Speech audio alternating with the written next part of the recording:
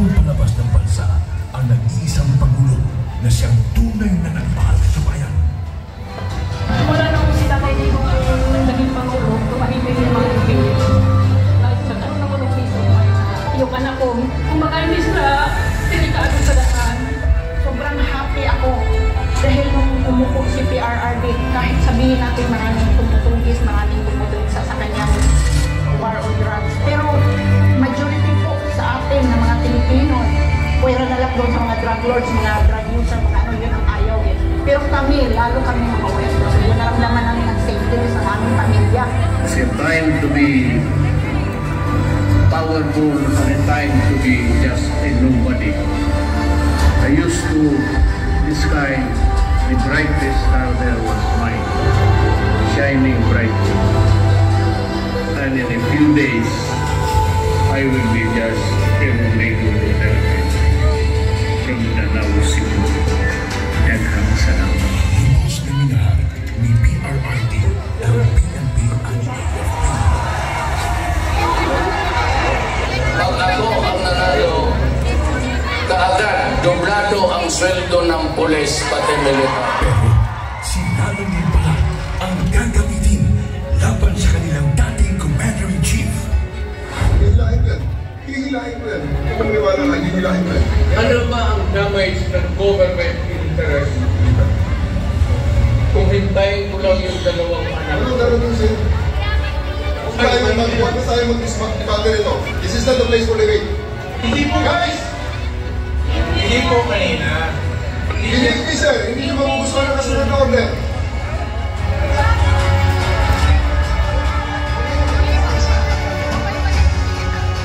Napilitan sa serbisyo ang iba dahil sa order na isang bagang na namumuno sa kanila. Former Philippine leader Rodrigo Duterte has been taken into custody by the International Criminal At Court. yun ang simula ng paghiyap ng damdamin ng mga Pilipinong nagmamahal kay Tatay Digong.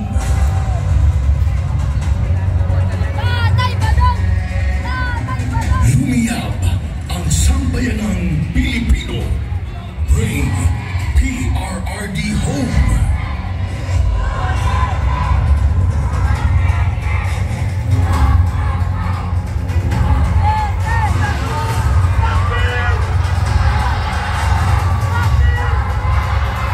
Iisa lang ang sigaw. Duterte saan man sa mundo.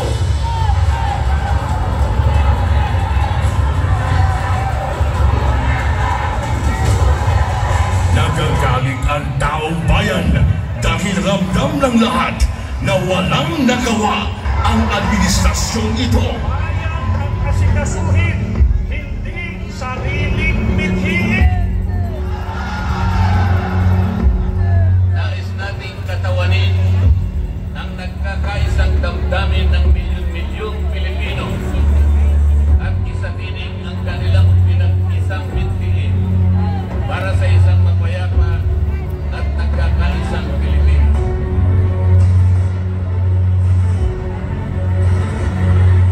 Hindi pa tapos ang pagbiyak ng mga puso natin dahil nagpapatuloy pa din ang kasamaan habang nalulubog na ang inang bayan.